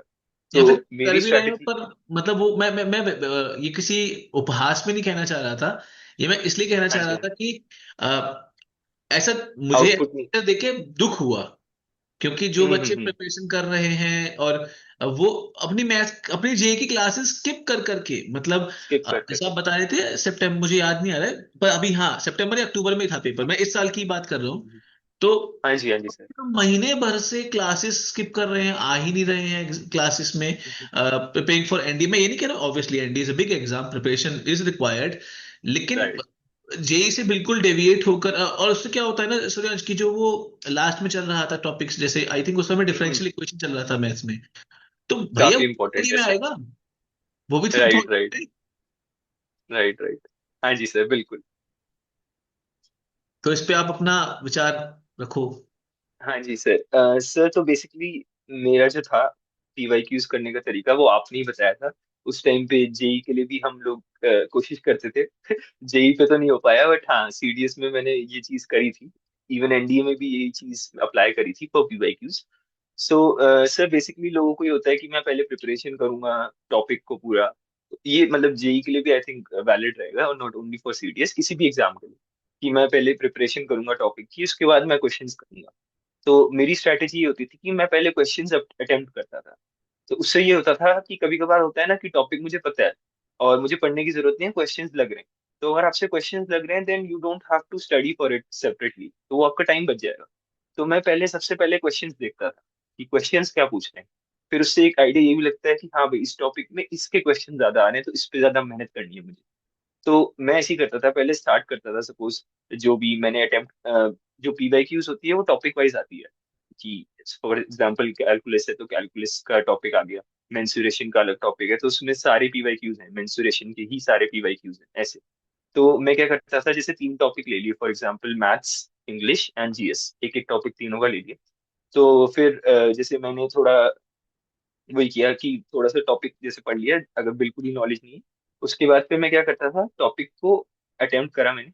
और फिर मैं क्या देखता था कि कुछ कुछ क्वेश्चन ऐसे होते थे जो मैं एक बारी में कर देता था, वो सही भी होते थे और मुझे आते भी थे। तो उन पे मैं फिर ध्यान नहीं देता था बिकॉज वो यहाँ पर भी हो गए हैं, वो वहाँ एग्जाम में भी मेरे से हो जाएंगे, क्योंकि मैंने तैयारी अलग से कुछ करी नहीं है, वो मुझे आता था, मैंने कर दिया है, वो सही है। तो उन पे मैं ध्यान नहीं देता था। फिर कुछ क्वेश्चन बचते थे जो नहीं हो पा रहे थे मेरे से, या मैंने तुक्के मार के उन्हें सही कर दिया, उन्हें मैं फिर सर्कल करता था, क्योंकि या फिर जो गलत हो गए क्वेश्चन उन्हें मैं एक सर्कल मारता था। उसका ये मतलब होता था कि ये क्वेश्चन मुझे अभी देखने हैं। ऐसे ही फिर मैं मतलब एक बार टॉपिक्स मैंने सारे कर दिए, हो गया मेरा पूरा टॉपिक, टॉपिक वाइज मैंने सिलेबस कंप्लीट कर लिया। फिर अब जब मैं नेक्स्ट टाइम करता था तो मैं क्या करता था कि जो सर्कल वाले क्वेश्चन हैं सिर्फ उन्हें ही करता था, बाकी मैं क्वेश्चन देखता ही नहीं था। तो क्या होता था कि 50% ऑफ क्वेश्चन मेरे मतलब उसमें से हट जाते थे, तो वो जो इतनी मोटी बुक थी वो इतनी सी रह जाती है। तो अब क्या होता है कि मैं जैसे जो टॉपिक्स जो मुझसे नहीं हुए हैं उन्हें मैं पढ़ता था, कि सपोज मेंसुरेशन में स्फीयर वाला मेरे से नहीं हो रहा था, तो मैं स्फीयर के फॉर्मूलाज देख लिए, एक बार एक वीडियो देख ली, वन शॉट वीडियो छोटी सी, तो वो देख के फिर मैं दोबारा से क्वेश्चन अटेम्प्ट करने की कोशिश करता था। अब उसमें भी फिर ऐसा होता था कि कुछ कुछ क्वेश्चन नहीं हो रहे मेरे से, तो फिर मैं तीसरा राउंड लगाता था। तो जैसे एक एग्जांपल मैं आपको बताऊं ऐसे, यहाँ पर आप देख सकते हैं फर्स्ट अटेम्प्ट में मैंने जैसे एक दो तीन क्वेश्चन मेरे से हो गए, दो नहीं हुए, तो मैंने राउंड लगाया। अब जब मैं नेक्स्ट अटेम्प्ट करूंगा तो मैं इन दो क्वेश्चंस को ही देखूंगा, 2 और 4। अब 2 और 4 में मुझे लगता था कि हाँ भाई 4 तो मेरे से हो गया, 4 मुझे आता है, मैंने पढ़ लिया, मैंने मुझे हो गया, मेरे से हो गया। अब सेकंड रह जाता था, फिर मैं दोबारा राउंड लगाता था। अब क्या होता था उसमें फिर जो जो ये दूसरे राउंड वाला है, फिर मैं जो एग्जाम से पहले होता है कि एक हफ्ता बच रहा है या 2 दिन 3 दिन बच रहे हैं, तो मैं सिर्फ इन्हीं रिवाइज करके जाता हूँ, क्योंकि ये क्वेश्चन ऐसे हैं जो 3 बारी में भी मेरे से नहीं हुए। थर्ड तो वाली, बहुत यस। हाई चांसेस है। हाँ जी, हाँ जी। तो बहुत हाई चांसेस है कि एक तो ये क्वेश्चन ऐसे होंगे जो कॉन्सेप्चुअली बहुत, मतलब आपको कॉन्सेप्ट काफी अच्छे से आना चाहिए तभी होगा। तो अगर आप इन्हें रिवाइज करोगे तो मोस्टली आपका सारा कॉन्सेप्ट अच्छे से रिवाइज हो गए होंगे इस क्वेश्चन में। और दूसरा ये होता था कि मतलब फिर आपको सारे क्वेश्चंस नहीं देखने, क्योंकि और बाकी सारे क्वेश्चंस आप कर लियो, आपने कर लिए। तो वही होता था कि ये बहुत ही कम क्वेश्चंस बचते थे मेरे पास ना, कि सपोज एक टॉपिक में 5 या 6 क्वेश्चंस होते थे जो टफ होते थे। तो उससे क्या होता था, फिर मेरी होलिस्टिक प्रिपरेशन हो जाती थी, फिर मैं एग्जाम में 70-80% आराम से अटेम्प्ट कर सकता हूँ। और फिर ये भी पता रहता था मुझे कि ये क्वेश्चंस अगर आए एग्जाम में, जैसे जो ये मेरे थर्ड लिस्ट में ये क्वेश्चंस आ रहे हैं, तो मैं इन्हें थोड़ा बाद में ही करता था, मुझे पता था ये थोड़े डिफिकल्ट होने वाले हैं, इस टॉपिक के डिफिकल्ट आने वाले हैं। तो उससे क्या होता था कि जो मुझे करने हैं क्वेश्चंस वो भी सॉर्ट आउट हो जाते थे मेरे एग्जाम में, कि जैसे ये जो थर्ड टॉपिक से क्वेश्चन है ये मुझे नहीं करने अभी, ये लास्ट में करूंगा मैं, क्योंकि ये मैं नहीं कर पाया 3 बारी में भी। तो मैं इन्हें छूता नहीं था, मैं लास्ट में करता था, फर्स्ट और सेकंड लिस्ट में ही मैं देखता था कि इनमें जो क्वेश्चन हुए हैं, इनमें जो टॉपिक्स थे, फॉर एग्जाम्पल मेंसुरेशन में जो स्पीयर को छोड़ के बाकी क्यूबॉइड है, तो मैं उन्हें अटेम्प्ट करता था, क्योंकि उनमें ज्यादा चांसेस है कि मैं कर दूं। तो एग्जाम में आपको यही देखना है कि कौन से क्वेश्चंस करने हैं, कौन से क्वेश्चंस नहीं करने। ये भी एक स्किल है, वो आप डेवलप करोगे जब आप पीवाईक्यूज करोगे, जैसे पीवाईक्यूज लगाओगे। तो आप सबसे पहले वही देखोगे, सारे क्वेश्चंस को स्कैन करोगे, उनमें से टिक मार्क मारते रहोगे कि ये क्वेश्चंस अभी करने हैं, ये क्वेश्चंस नहीं करने। तो उससे क्या होगा कि आपका टाइम वेस्ट नहीं होगा। कभी कभार बच्चे ऐसे करते हैं, स्टार्टिंग से शुरू करते हैं, एक एक क्वेश्चन को सॉल्व करने लग जाते हैं, और एग्जामिनर क्या करता है, शुरुआत में टफ क्वेश्चन दे देता है जिसमें टाइम कंज्यूम हो जाता है बच्चों का। तो वो एंड के क्वेश्चंस देख ही नहीं पाते जो इजी इजी होते हैं। तो बेस्ट स्ट्रैटेजी ये होती है कि आप शुरू में ही एग्जाम को पूरा देख लो, क्वेश्चन पेपर्स पूरा मतलब क्वेश्चन सारे देख लीजिए। तो आपको एक आइडिया लग जाएगा कि कौन से टॉपिक्स आते हैं मुझे, कौन से इजी हैं कौन से नहीं। तो वो एक होलिस्टिक आपको अप्रोच मिल जाएगी कि हाँ ये वाले क्वेश्चन मैं करूंगा, ये नहीं करूंगा मैं, इसमें टाइम लगने वाला है। क्योंकि आप जब 3 बार जैसे जैसे जैसे मैंने बताया आप करोगे, तो आपको आइडिया लग जाएगा कि हाँ इसमें टाइम लगने वाला है, इसमें नहीं लगेगा। तो इससे फिर ये हो जाएगा कि आपकी जो इतनी मोटी बुक है वो फिर 2 या 3 पेजेस की रह जाएगी, मतलब एक टॉपिक के लिए 2 या 3 क्वेश्चंस आपके मैक्सिमम जो आपको रिवाइज करने हैं, जो आपसे नहीं हो रहे। तो वो आप रिवाइज करके जाओगे, यू विल बी इजीली, मतलब आप सारे ही क्वेश्चंस कर दोगे। पर वही है कि आपको टाइम उतना मिलता नहीं है, तो इसलिए आप कोशिश करोगे कि ये थर्ड वाला आप नहीं करोगे, बाकी फर्स्ट और सेकंड वाले ही करूंगा मैं। तो वो सेग्रीगेशन भी साइड बाय साइड होता रहता है इसमें।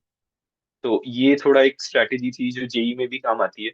और वैसे भी मतलब इससे अच्छा रिवीजन हो जाता है आपका ना, क्योंकि आप बार बार टॉपिक्स पढ़ोगे। सपोज सेकंड टॉपिक आपने इस लिस्ट में देखोगे 1 2 3 4 5, इसमें आपने 2 बार ही पढ़ लिया, दो दो क्या 3 बार ही पढ़ लिया आपने सेकंड टॉपिक, तो आपका अच्छे से रिवाइज हो गया वो। बाकी सारे टॉपिक्स आपको आते थे, तो वो जो जो 2 वाला सब टॉपिक है वो आपने काफी अच्छे से रिवाइज कर लिया। तो रिवीजन भी काफी अच्छा हो जाता है। तो ये टेक्निक यूज की थी। और यूजुअली ये होता है कि थर्ड लिस्ट में आपके बहुत ही कम क्वेश्चन बचते हैं, क्योंकि मोस्टली बच्चे सेकंड में काफी हद तक कर देते हैं क्लियर। सेकंड वाली लिस्ट में काफी हद तक क्वेश्चन हो जाते हैं, क्योंकि एक बार आप पढ़ लेते हैं अच्छे से और रिवाइज भी कर लेते हैं तो हो जाते हैं मोस्टली। थर्ड में बहुत ही कम क्वेश्चन बचते हैं जो नहीं हो रहे होते हैं, तो उन्हें आप अवॉइड ही करिए फिर एग्जाम में, टाइम बचाने के लिए। तो यही थी सर थोड़ी सी स्ट्रैटेजी। बाकी मैं एसएसबी के लिए ये कहूंगा कि क्योंकि जो प्रोसेस है वो थोड़ा नया है सबके लिए, कोई ऐसे देता नहीं इंटरव्यू, तो बेटर रहेगा कि अगर आप कहीं से गाइडेंस ले लें एसएसबी के लिए ना, वो अच्छा रहता है। बिकॉज मोस्टली बच्चे वहाँ गाइडेंस लेके ही आते हैं, and it is very common. और इवन इंटरव्यूअर्स खुद बोलते हैं कि आप गाइडेंस क्यों नहीं लेके आए, क्योंकि you have to be prepared for everything. तो एक गाइडेंस ले लेंगे तो आपको पता रहेगा क्या क्या प्रोसेस होगा, क्या क्या मुझसे वहाँ पूछने वाले हैं, क्या क्या एक्सपेक्ट करेंगे। तो जब आपका पेपर क्लियर हो जाता है, you will get ample amount of time to get the coaching या फिर गाइडेंस, जैसे भी आप करना चाहें। तो वो एक हेल्पफुल हो जाएगा आपके लिए। मैंने खुद ली थी दोनों, एनडी के टाइम पर भी और सीडीएस के टाइम पर भी, दोनों टाइम पर ली थी। तो ये थोड़ी सी एक एडवाइस थी मेरे लिए, मतलब बाकी व्यूअर्स के लिए।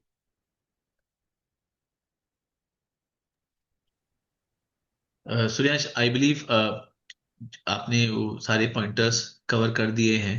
हर मुद्दों पे, हर पहलू पे बात हो गई, और मैंने भी जिन जिन क्वेश्चंस का आंसर मैं चाह रहा था, मुझे वो भी मिल गया है, आई बिलीव। हाँ जी, हाँ जी, जो क्वेश्चन मैं पूछ रहा था शायद वो स्टूडेंट्स के माइंड में भी रहते ही होंगे। हाँ जी, लाइक हाँ जी। एग्जाम का पैटर्न है, आप जैसे कह रहे थे एसएसबी में भी ऐसी चीजें हैं कि उस पर प्रॉपर एक पूरा अलग पॉडकास्ट बन सकता है। बिल्कुल सर। लेकिन वो आई तो बिलीव बल्कि है। कॉम्प्रिहेंसिव है बहुत ज्यादा। 5 5 डेज का प्रोसेस है सर, उसमें हाँ। तो बहुत सारी चीजें। ऑफिसर लाइक क्वालिटीज तो 15 तो ऑफिसर लाइक क्वालिटीज ही हैं। तो उसमें एक एक को एक्सप्लेन करना होता है कि इसका क्या मतलब है, इसमें क्या देखते हैं। क्या तो बात वो फिर इसलिए मैं सर बोल रहा हूँ कि अगर बच्चे गाइडेंस ले लेंगे तो बेटर रहेगा, क्योंकि वो सब चीजें एक्सप्लेन करते हैं है। कि यस। डे 1 पे क्या होता है। वो इंस्ट्रक्शंस बताते हैं, डे 1 पे ये इंस्ट्रक्शंस मिलेंगे आपको। तो बच्चा ये मेंटली प्रिपेयर होके जाता है कि हाँ, आई गेट दीज, और फिर मैं ऐसे ऐसे प्रिपेयर कर लूंगा। तो बेटर रहता है, मतलब मेरे लिए तो बेनिफिशियल था। मैंने दोनों टाइम ली थी, एनडी के टाइम पे भी और सीडीएस में। तो बेटर वही रहेगा, आप गाइडेंस लेके जाएंगे तो आपके लिए बेनिफिशियल रहेगा। सभी लेके आते हैं ऑफर। तो मैं तो बिल्कुल जरूर वो सुनना चाहूंगा।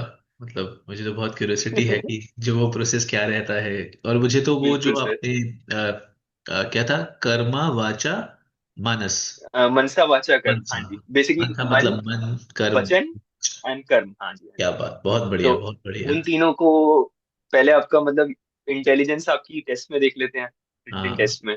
या फिर अगर आप कट ऑफ निकली है तो मतलब आप अच्छे ही होंगे पढ़ने में। तो वो देख लेते हैं इंटेलिजेंस। बाकी जो आपका बाहर का है, मनसा वाचा कर्मा, साइकोलॉजी बेसिकली आपकी कैसी हम्म। थिंकिंग है, क्या आप करते हो एक्शन में, वो बेसिकली वो आपको सिंक में देखते हैं कि आप बोल कुछ तो रहे हो और कर कुछ रहे हो और सोच सोच कुछ कुछ रहे रहे हो। हो। तो वो ऑफिसर नहीं बनाएंगे आपको। तीनों में आपका सिंक होना चाहिए। अगर आप बोल रहे हो कि हाँ मैं ऑनेस्ट हूँ, तो वो दिखना चाहिए। आप इंटरव्यू में फंस जाते हो कभी कभार, आपने झूठ बोल दिया, दिख जाएगा हाँ भाई ये लिख तो रहा है कि मैं ऑनेस्ट हूँ साइकोलॉजिकली, कि मैं ऑनेस्ट ही ये वो, बट मैं झूठ बोल देता हूँ इंटरव्यू में जाके, तो वो फिर मिसमैच हो जाता है, तो वो फिर बाहर कर देते हैं। तो इसलिए मतलब हाँ, आपको ट्रू सेल्फ रहना पड़ेगा, अपना जो भी है वो ही दिखाना पड़ेगा, चाहे वो ले ना ले। बट आपको ट्रू रहना पड़ेगा, वरना वो पकड़ लेते हैं एकदम ना कि ये बच्चा झूठ बोल रहा है। फिर वो थोड़ा दिक्कत हो जाती है वहाँ, जब पकड़े जाते हैं। क्योंकि आई वो बच्चे को रियलाइज करवाते हैं, हाँ तूने झूठ बोला है। आई अच्छे थिंक। से बेइज्जती होती अच्छा, है आपको सब मालूम वहाँ। पड़ा होगा अपने दोनों अनुभवों में कि क्या। हाँ जी सर, मतलब क्या क्योंकि बात। उनका पैटर्न ही वही रहता है। वो शुरू करेंगे, सपोज इंटरव्यू के स्टार्ट में बोलेंगे हाँ कुछ अपने फ्रेंड के बारे में बताओ। आपने बता दिया फ्रेंड के बारे में। फिर वो क्या करेंगे, घुमा फिरा के टीचर्स वगैरह सब कुछ पूछेंगे, कुछ फनी इंसिडेंट वगैरह कुछ कुछ पूछेंगे आपसे। फिर 1 घंटे बाद लेके फ्रेंड पे आ जाएंगे, और वो कुछ ऐसा क्वेश्चन पूछेंगे जो आपने यहाँ पर आपने कुछ बताया होगा फ्रेंड के बारे में ना। तो अगर आप झूठ बोल दिए कि हाँ फ्रेंड ने ऐसे ऐसे किया था, और फिर यहाँ आके आप बोलोगे इस सिचुएशन में नहीं फ्रेंड ने तो कुछ और किया, तो वो पकड़ लेते हैं फिर कि हाँ ये तो झूठ बोल रहा है। तो वो समझ जाते हैं फिर। तो उनका टेक्निक अलग है, वो काफी तभी मतलब बेस्ट पॉलिसी रहती है कि आप झूठ मत बोलो, जो है वही बताओ, जो जो वो पूछ रहे हैं सच सच बता दो, ज्यादा झूठ झाट बोलने की जरूरत नहीं होती। तब आप बचे रहोगे, क्योंकि दैट इज योर सेल्फ, मतलब आप अपने अपने आप को बता रहे हो उसमें, फिर आप फंस नहीं सकते हो, जो है वो है। तो वही है। मतलब आई थिंक सबको देना चाहिए एक बार ऐसे भी ना, चाहे आपका मन हो आर्मी में जाने का नहीं, but it is a good thing. मतलब वो 5 दिन रहना सबके साथ, कोई कहीं से आ रहा है कोई कहीं से, स्टे आपका वहीं होता है, सब कुछ वहीं होता है, थोड़ा डिसिप्लिन कुछ में भी आप सीखने आ को जाते हो। मिल जाएगा। बिल्कुल, बहुत कुछ, मतलब सबको देना चाहिए आई थिंक। अगर आपको मौका मिल रहा है किसी चीज के थ्रू, जेई के थ्रू आपको मौका मिल रहा है, तो आपको जाना चाहिए। Yes yes. बहुत ही अच्छा एक्सपीरियंस होता है, बहुत ही अच्छा एक्सपीरियंस होता है। काफी चीजें आपको लगती है, अच्छा हाँ, बहुत चीजें आप सीखते भी हो दूसरों से, सब कुछ। तो बहुत अच्छा एक्सपीरियंस होता है। हमारा फिर नेक्स्ट जो है, हम लोग एसएसबी पे बनाएंगे। और राइट सर, बिल्कुल ये बिल्कुल। बहुत ही अच्छा कॉम्प्रिहेंसिव एकदम अपना सेशन रहा है सूर्यांश। मतलब आई बिलीव कि हाँ जी सर। इससे बहुत सारी चीजें क्लियर होंगी स्टूडेंट्स के माइंड से। और मुझे लगता है कि ऑब्वियसली आपने एनडीए के लिए भी तैयारी की है, एनडीए क्लियर किया, सीडीएस के लिए तैयारी की, क्लियर किया, and now you are getting to IMA. तो ऑब्वियसली आपसे बेटर इसमें कोई बता नहीं सकता है। तो ये बहुत बहुत अच्छा सेशन रहा, है ना। तो बेटा, अब कहने की बात ही नहीं है, लेकिन फिर से मैं कहूंगा कि बहुत बहुत प्राउड है मुझे। नहीं सर, बस आपकी आपके सबकी पेरेंट्स को ब्लेसिंग्स आपके थी पर सर। नहीं, बट लेकिन योर सर ऑल आपकी सबकी एफर्ट्स। ब्लेसिंग, नहीं नहीं सर, ये तो बिल्कुल कहने की बात है। मतलब आप हो गए, शारिक सर एंड ऑल, मतलब जो मेरे टीचर्स थे सब, सब ने बहुत गाइडेंस, मतलब जैसे मैं सर के पास जाता था तो सर मोटिवेट करते थे मुझे। Although he was from JEE background, he was teaching me, he was teaching me this JEE things, but वो हमेशा मुझे कहते थे कि हाँ, जो आपको करना है वो बेस्ट रहेगा अगर आप उसी में जाओ। तो उन्होंने कभी भी डिमोटिवेट नहीं किया कि हाँ जेई में हो आप जेई करो, वो हमेशा मोटिवेट करते थे। तो वही थोड़ा मुझे मोटिवेशन की वजह से शायद मैं अभी यहाँ पर हूँ, तो सबकी ब्लेसिंग्स हैं आपकी, काफी इसके लिए थैंकफुल हूँ मैं। और आप सबका ही वो है, बस हाथ है सर, ऐसी ब्लेसिंग्स रखें। नहीं, बिल्कुल आपको बिल्कुल। प्राउड फील कराऊंगा आगे जाके। बिल्कुल बेटा, बिल्कुल। और अ, आप आने वाली जो जर्नी होगी आपकी, ये इसके लिए मैं आपको बहुत बहुत शुभकामनाएं देता हूँ, है ना। थैंक यू सर, ब्लेसिंग्स तो है ही, पूरा आशीर्वाद है। और मतलब बड़ी बात ही है। मैं तो अब सीधी सी बात बोलूंगा कि मेरे लिए तो बहुत बड़ी बिल्कुल। बात है। मैं कहीं भी, ऑब्वियसली एक होता है कि मेरे में आप में बहुत बड़ा एज का गैप नहीं होगा, लेकिन फिर भी एक ऐसी वाली फीलिंग आती है कि हाँ यार, मेरा कोई है तो मैं ऐसे कहीं राइट भी सर, बोल सकता हूँ ये वाली बात खड़े होकर कि हाँ भाई, मेरा स्टूडेंट है। तो बिल्कुल ये सर, बिल्कुल। हाँ, बड़ी प्राइड की सर बात मुझे भी अभी तो विश्वास नहीं हो रहा है, काफी मतलब मेरे लिए भी बहुत बड़ी चीज है, क्योंकि है। एकदम से जब मेरिट लिस्ट आती है तो आप ऐसे होते हैं कि हाँ, हो गया मेरा। जैसे एक मीम है उसमें बोलते हैं मेरा सिलेक्शन हो गया है, वो नहीं, वाली आप बात हो गई थी मेरे स्टार्टिंग से ही साथ। सूर्यांश, मतलब जैसे कि मैं ऐसे ही एक बात शेयर करना चाहूंगा। पता नहीं आपको याद ही होगा, आपकी अचीवमेंट थी, you qualified PRMO back then, if you remember. हाँ जी, राइट राइट सर, वो भी सर आपकी गाइडेंस से ही हुआ था। नहीं नहीं, आपने वो अब एक्स्ट्रा क्लासेस दी थी हमारी, तो मेहनत सर आपकी भी काफी है हमारे साथ। नहीं नहीं, बिल्कुल नहीं, स्टूडेंट पर की तो होती है, बट वो है, हाँ जी, वो है, टीचर की बहुत दिस ज्यादा। Thing, but you have that spark from back then. वो जेई के टाइम पे मे बी चीजें कुछ मैनेज नहीं, या फिर जैसे अगेन एनडीए के अंदर डायरेक्शन गया होगा। एनडी की है, और राइट वो सर। तो है, वो चीज है। सर वो बट जेई के टाइम पूरी पे भी सर कॉलिंग क्या? ज्यादा आ गई थी एकदम से। एनडी की ना, तो आई आई हाँ मतलब जेई के टाइम पे सर, वो होता है ना जैसे मैंने बताया, बच्चे रिकमेंड हो जाते हैं तो फिर वो सोचते हैं, जैसे मेरा भी हुआ था, मैं फरवरी में रिकमेंड हुआ था। हाँ हाँ। तो फरवरी में रिकमेंड हुआ मैं, उसके बाद फिर अप्रैल या मई में, मेरे शायद अप्रैल में थे बोर्ड्स, तो जैसे ही रिकमेंड हुआ मैंने पढ़ना छोड़ दिया, मैंने कहा अब तो क्या ही है, अब तो पास ही तो होना है बस। फिर मैं पढ़ना छोड़ दिया, मैंने कहा अब तो मजे करेंगे, रिकमेंड हो गए, अब तो एनडीए जाएंगे। बट फिर वो ये मेडिकल में रह गया, तो that's why I am saying कि अपना जब तक मेरिट लिस्ट, जब तक ज्वाइनिंग लेटर ना आ जाए, तब तक आप प्लीज अपने बैकअप ऑप्शंस, अपने बोर्ड्स, जो भी जेई है, सब पे प्रिपरेशन करें, तो वो अच्छा रहेगा। और जोश जोश में मतलब होश नहीं खोने हैं। ये मेच्योरिटी मुझे बाद में आई थोड़ा, बट आपको अवेयरनेस मिल जाएगी तो अच्छा रहेगा। आप अपना फोकस रखें कि जो भी आप जेई या जो भी आप बोर्ड्स वगैरह दे रहे हैं वो अच्छे से दें, जब तक आपका मेरिट लिस्ट में नाम ना आ जाए। Once you get into the merit list, फिर आप मतलब फिर आप पास हो सकते हैं। फिर कोई दिक्कत नहीं है, उसे पासिंग दे देते हैं। तो वही है। चलिए बेटा, हम अपने सेशन को तो एंड बहुत करते हैं। मजा आया है इसमें, first sem podcast same of my life. लेकिन नहीं, बहुत बहुत अच्छा आपने था। अपॉर्चुनिटी दी। आने वाले अपने जीवन में बहुत सारे मौके आपको मिलेंगे, है ना? मतलब आई बिल्कुल am sir. Wishing the day जब आप ब्रीफिंग कर रहे होगे किसी बड़े ऑपरेशन के बारे में। कोई सर ऐसा बिल्कुल बड़ा देखते ऑपरेशन, हैं अभी। Like yes. I am also hopping कि जितना अच्छे से हो सके सर्व करूँ मैं, एंड सबको, आपको, मम्मी पापा को, सबको प्राउड फील हो। मेरी भी यही कोशिश है कि जितना अच्छा ऑफिसर बन सकूं यस फॉर बेटा, the you nation. You will B for sure.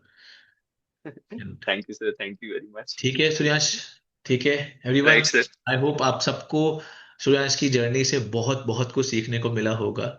और ये डिटर्मिनेशन ग्रिट शो करती है कि ऐसा नहीं कि जो एनडीए का प्रोसेस रहा उसके बाद ही थॉट कि नहीं नहीं, अब ही उसने फिर से अपना ड्रीम को चांस दिया, जो कि देना भी चाहिए। तो ये उन स्टूडेंट्स के लिए भी है जो अभी एनडीए का एग्जाम दे चुके होंगे, उनका ऐसा नहीं बन रहा होगा, तो you have that option. Freelance ने बहुत सारी बातें बताई हैं अपनी इस पॉडकास्ट में। तो आई बिलीव कि ये सब के लिए बहुत, मेरे लिए तो है ही, और ये सब के लिए बहुत कुछ सीखने का प्रेरणादायक रहेगी सूर्यांश की जर्नी आगे की भी और अभी तक की भी। ठीक है बेटा, यस। एंड करते हैं। Right sir. बाकी सर अगर कुछ मैंने मतलब कुछ एक्स्ट्रा बोल दिया हो या कुछ फंबल हुआ हो तो sorry for that, because this is my first podcast, तो थोड़ा आदत नहीं है मुझे हम कोई ऐसे ना कम्युनिकेशन एक्सप्लेन। वो नहीं है बेटा, और ऑब्वियसली भी तो बहुत मतलब चीजें हैं आगे भी। तो सर हाँ जी, अभी तो काफी इम्प्रूव करना है, it is just yes the beginning. अभी तो अपने ऊपर तो सर काम करते ही रहना है।